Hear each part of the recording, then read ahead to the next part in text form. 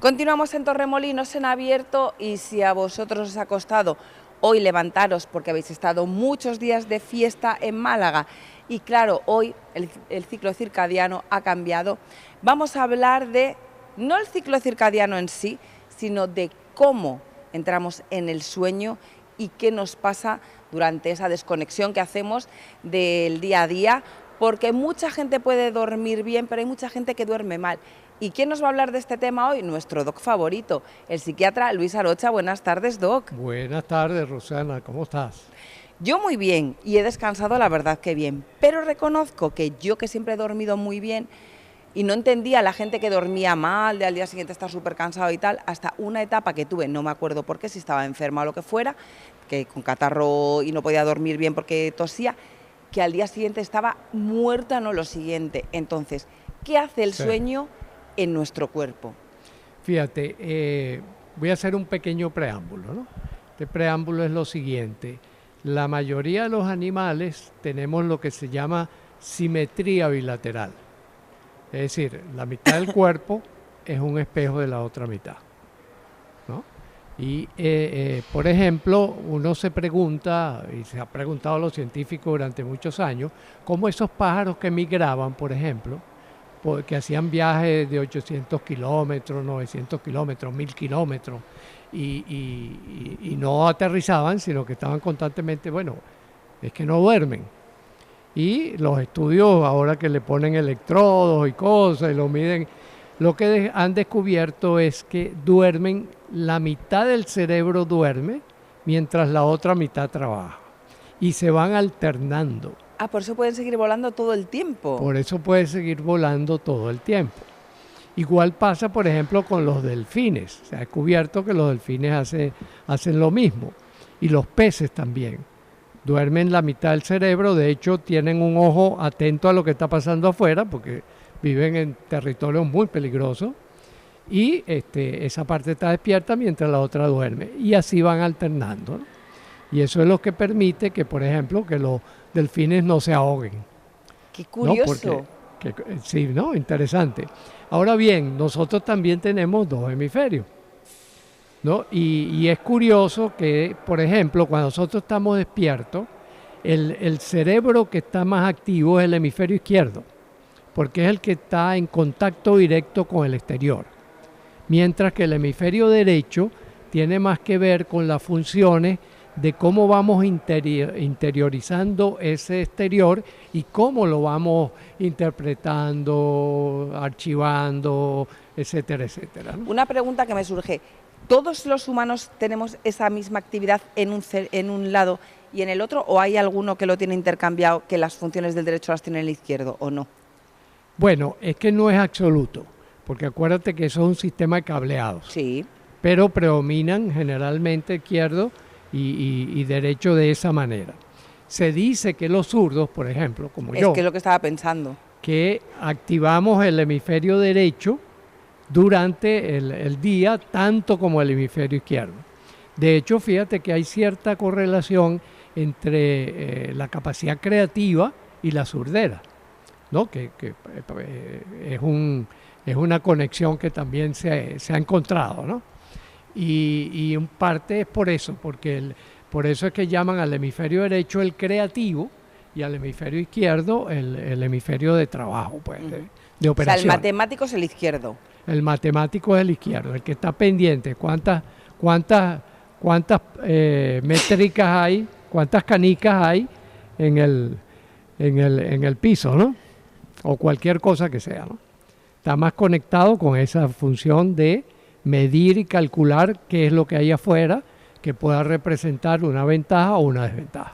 Entonces, ¿los zurdos son menos creativos? Porque yo sé que usted es pintor. No, más creativos. Los zurdos, ¿por qué? Porque ¿qué es la creatividad? Es la transformación interior que tú haces de esos datos externos, ¿no? Por eso no es una correlación perfecta, no, incluso podríamos decir hasta poco significativa, pero sí hay un poco esa conexión. Yo tengo mucha familia zurda. Por cierto, mi abuelo, que no sé si le he contado alguna vez, que era alfarero, mi abuelo era zurdo. Ajá, Pero es exacto. que todo el pueblo de mi abuelo era alfarero.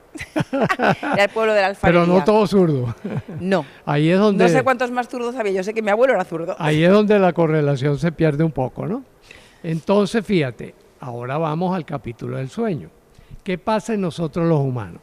Nosotros los humanos tenemos un sistema de seguro que impide que durante el sueño estemos en contacto con el exterior. Como algunos les gusta llamarlo el guardián nocturno. ¿Por qué? Porque, por ejemplo, si hay un ruido, hay una cosa, tú no te despiertas.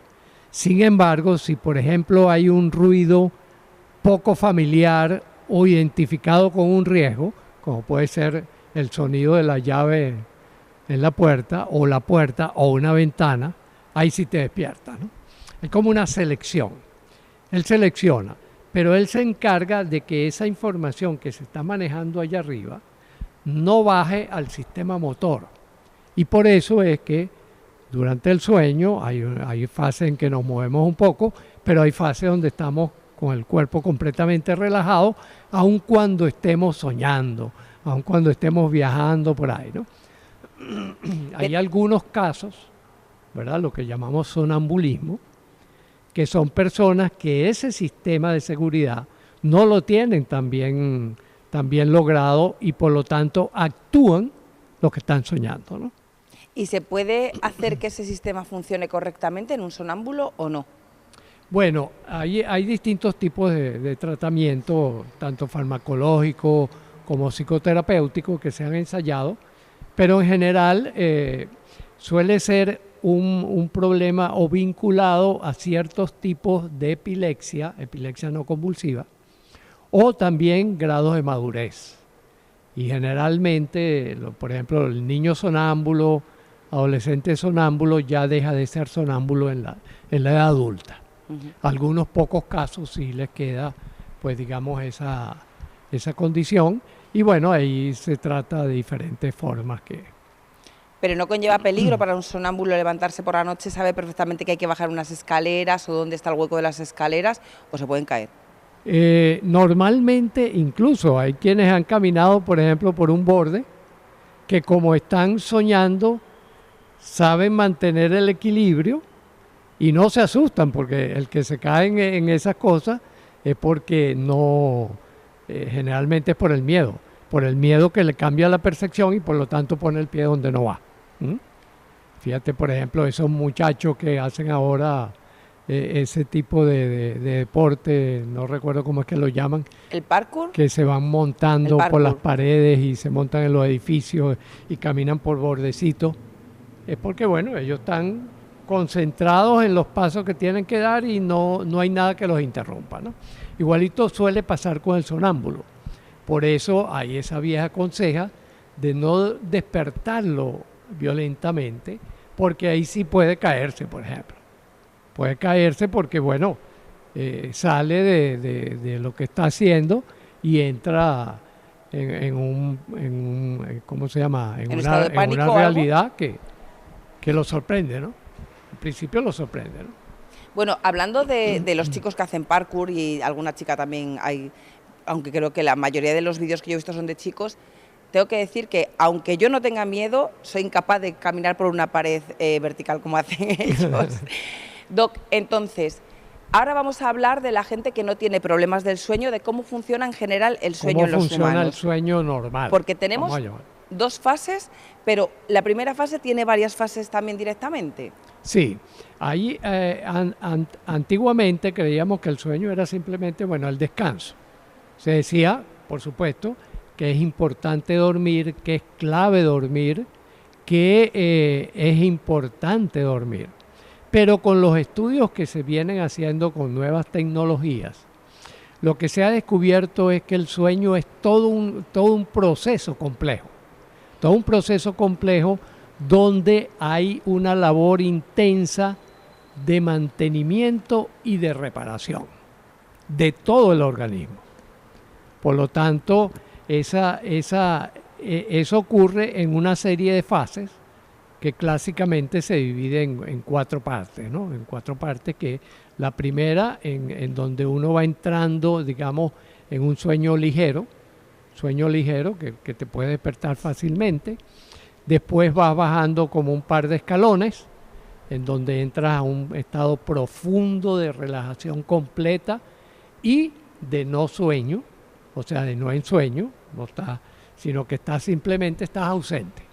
Algo así como me morí, ¿no? Esa fase es muy importante respirando, porque al parecer ahí estás trabajando con el cuerpo. Estás haciendo reparaciones de los errores en la construcción de proteínas que ha hecho el cuerpo durante el día. Por lo tanto, está allí su gran importancia, ¿no? Y después, que viene esa fase muy profunda, aparece lo que se llama el sueño REM. El sueño REM, que son las siglas movimiento rápido de ojos, en inglés, ¿no?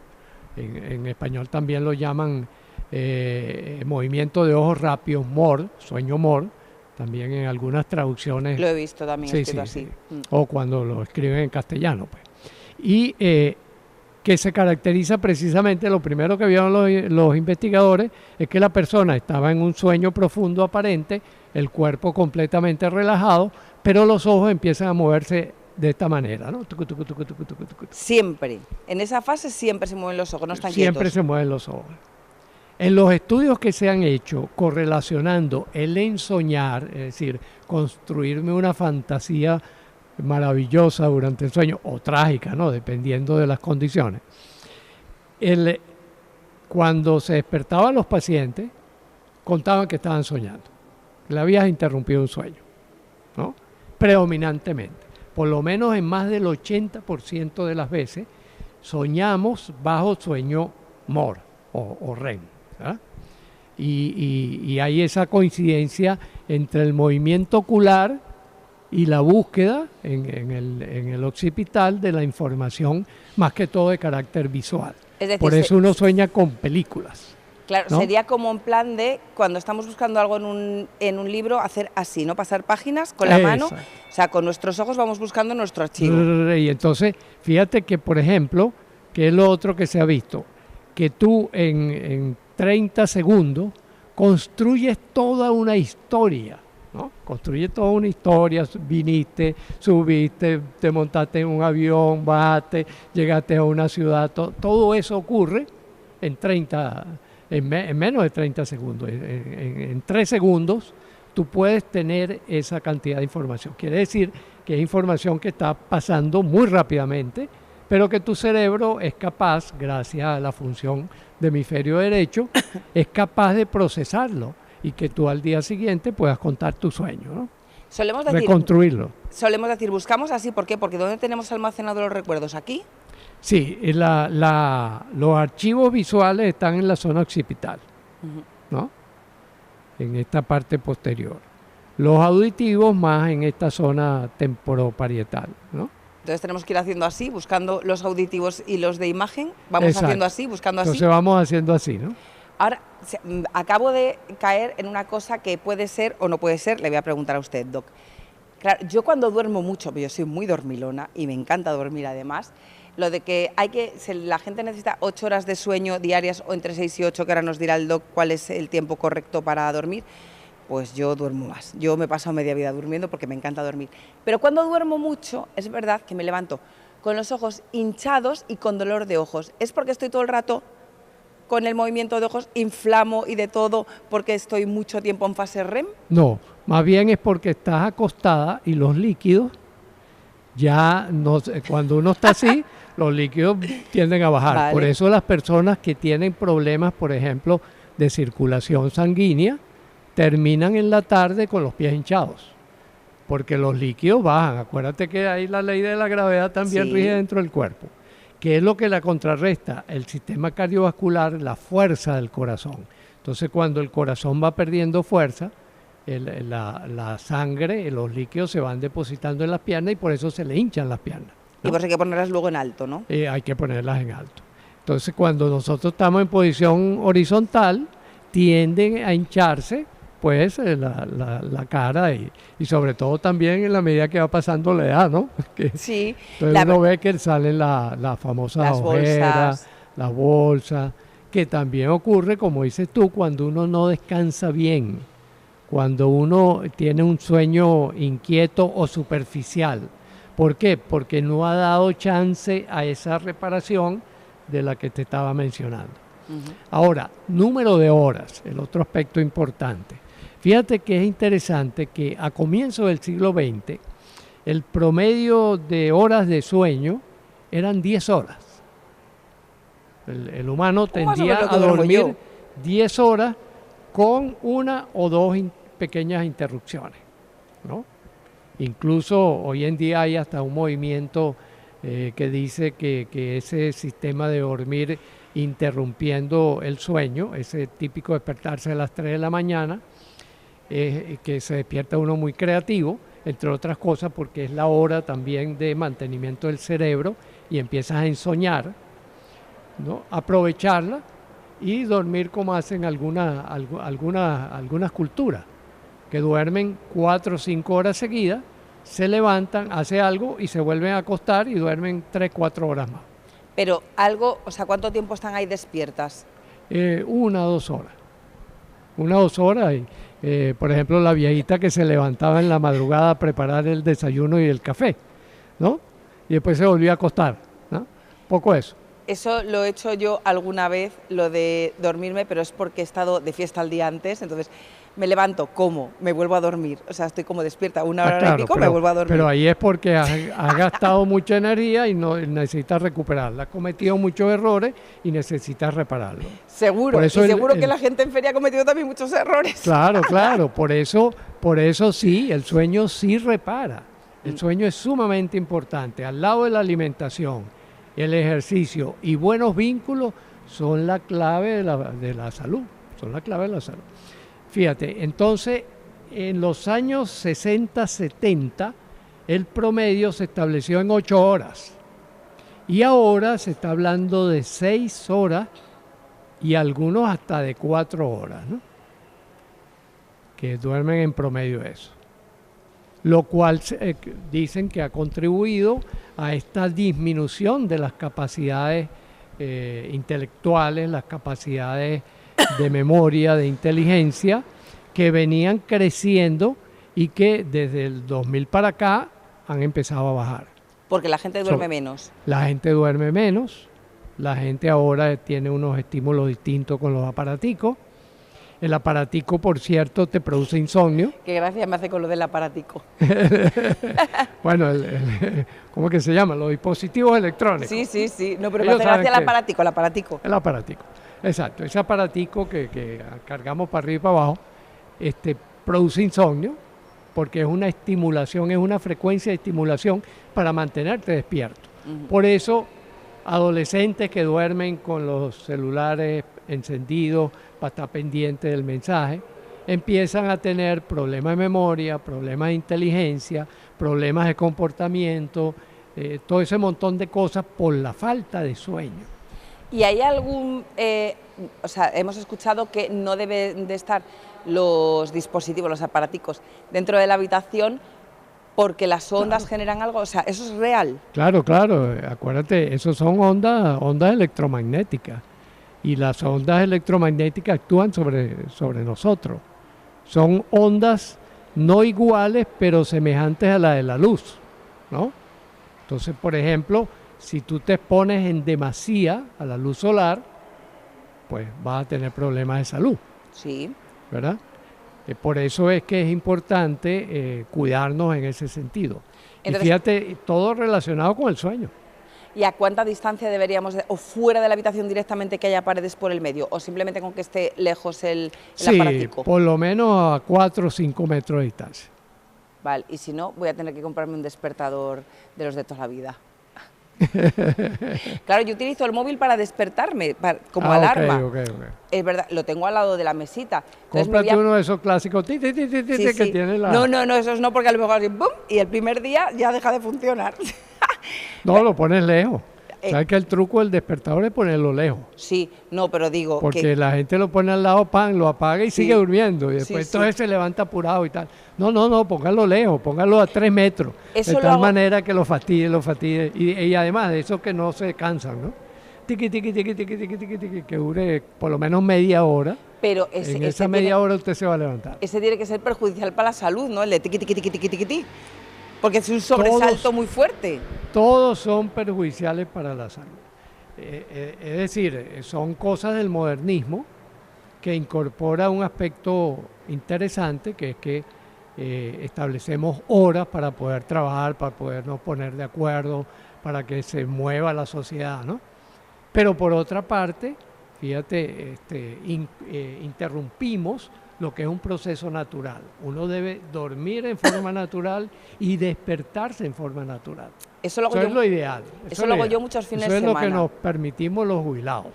No, yo eso lo hago muchos fines de semana, que no tengo ningún evento ni nada, ni que trabajar, y digo, hoy me voy a despertar cuando el cuerpo quiera. Y me despierto, pues mi cuerpo quiere a lo mejor a la 1 de la tarde. Claro. Yo lo digo todos los días me despierto cuando el cuerpo quiera. Menos los lunes. Entonces, que tiene que venir aquí. Menos los lunes, exactamente. Los lunes entonces le digo, porque una de las cosas interesantes es que fíjate que uno no pierde la conexión completa en el proceso de dormir. Así como te decía que hay esos mecanismos de seguridad, de si hay un sonido un poco amenazante, uno se despierta, también uno puede programar la hora de despertarse y pedirle al inconsciente que reajuste esas 4 fases para que tú te despiertes fresco. Eso lo hacemos, por ejemplo, cuando vamos a viajar, que el vuelo sale a las 5 de la mañana, entonces uno tiene que pararse a las 3. No, entonces me acuesto a las 9 y tal, y le digo, bueno, ok, a un segundo para las 3, despiértame. Entonces... ¿Pero eso cuánto tiempo de educación necesita el cerebro para que sea una alarma? Necesita un entrenamiento. Normalmente las personas empiezan a reportar que lo logran entre 15 y 20 días. O sea que hay que prepararse despertándose a las 3 de la mañana, 15 o 20 días antes del viaje. El entrenamiento es el siguiente, para que también lo tomen y para ti, ¿no? Perfecto. Tú le das la instrucción a tu cerebro al momento de acostarte, despiértame 1 minuto antes de que suene el despertador. Todas las noches se lo dice. Vas a ver que un día, ¿verdad? A los 15, a los 20 días, tú vas a abrir los ojos, vas a voltear y ¡rin! Suena el despertador. Voy a hacerlo, voy a hacer la prueba. Como me levanto entre semana todos los días a la misma hora, pues voy a hacer esa prueba. Hagan la prueba. Y dentro de 15 o 20 días lo cuento aquí a ver si mi cerebro ha podido... Porque, por ejemplo, yo soy de esas personas que, además de que me gusta mucho dormir, porque me lo paso muy bien durmiendo, voy a sitios inimaginables, muy caros para poder viajar en el día a día, pues yo me voy por ahí de viaje todos los días. Soy de las personas que no me despierta, vamos, ni un camión entrando en mi casa. Exacto. Eso es lo ideal. Ahora, el otro aspecto. ¿Qué ocurre dentro del ensoñar?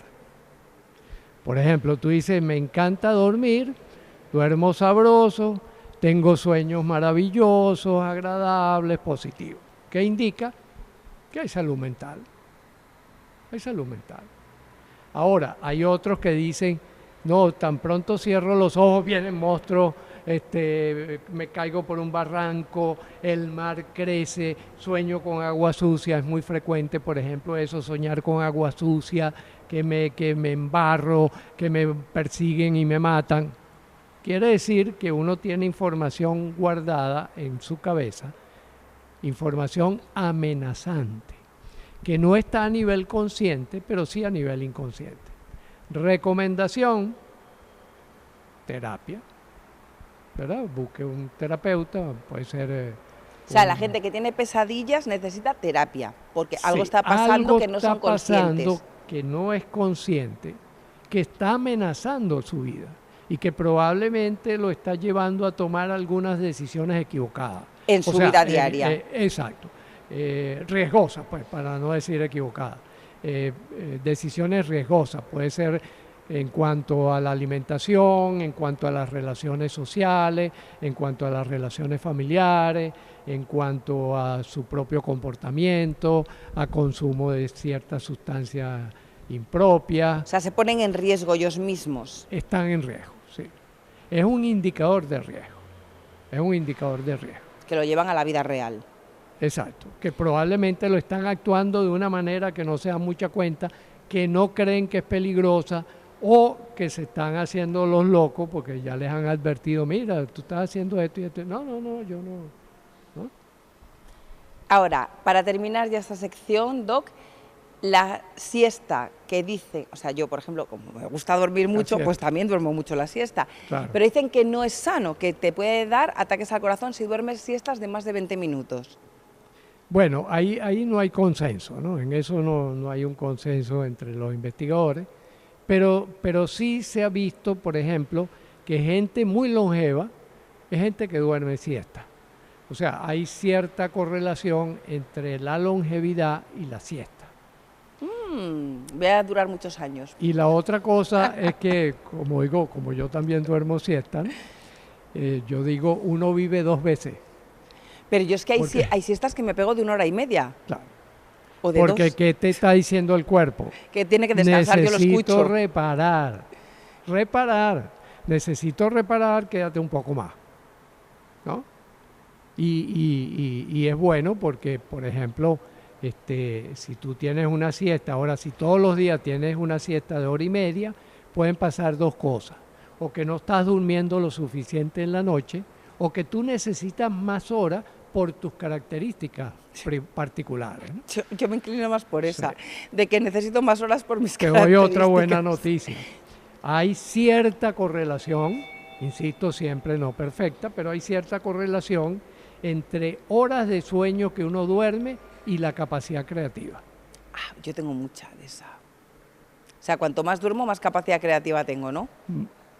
O sea, Pues, ¿sí o el no? que más duerme es más creativo. Sí, por eso. Sí, sí. Claro, yo soy muy creativa Sí, y sí, se sí. me dan muy bien las manualidades. Y quizás sea por lo siguiente, el cerebro consume el 20%, entre el 20 y el 25% de la energía que tú tomas de los alimentos, del aire, de la luz, toda esa energía, el 25% se la lleva el cerebro.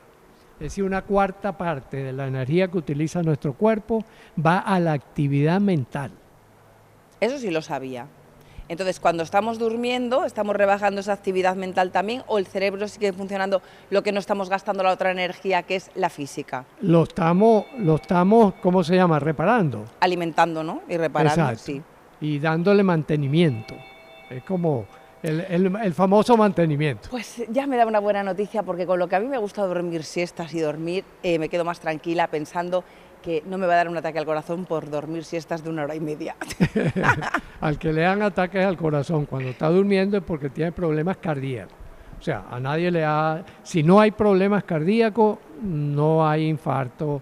Por dormir más. Por dormir más, no. Porque encima nos estamos reparando. Doc, muchísimas gracias por dejarme dormir más tranquila, todavía de lo que duermo. Duerma tranquila.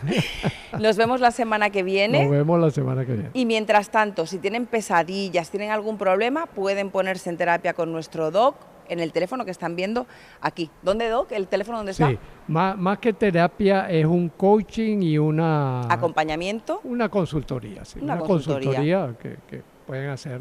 Y fuera para ticos. Y fuera para ticos. Para dormir sobre todo. A partir de ahora prometo dejar el teléfono por lo menos 5 metros más alejada de mí. Perfecto. Y comprar un despertador nuevo. Si alguien me lo quiere regalar, no es todavía mi cumpleaños, pero bueno, bienvenido será si le sobra alguno en casa. Gracias, Doc. Hasta el lunes. Nos vemos el lunes.